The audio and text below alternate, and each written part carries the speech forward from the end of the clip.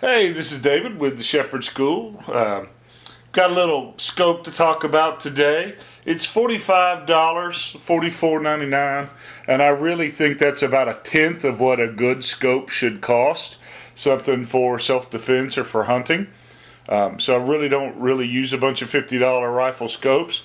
However, this is a $400 project gun that I use as a golf ball launcher. So, you know, I didn't want to put something on there that cost more than the gun itself. So when I got the opportunity to try this one out, I jumped on it. It's a 4x32 compact scope. It's got an illuminated reticle. This one's pretty cool because normally the illuminated reticle scopes I use are either red or green or both. This one is red or green or blue. And it's set for 100 yards. And if you put it on the lowest crosshair, then it goes out to 600 yards. Something neat about this scope, not only does it have the illuminated reticle, but it's got a fiber optic iron sight attached to the top.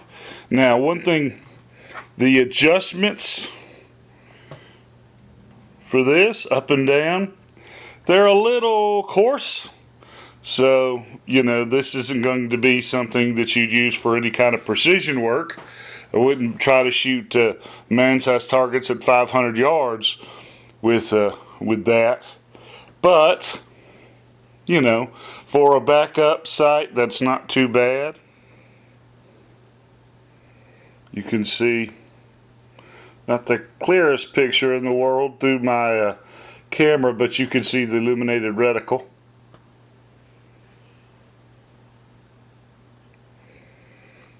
Not too terribly bad. Now, will it hold zero?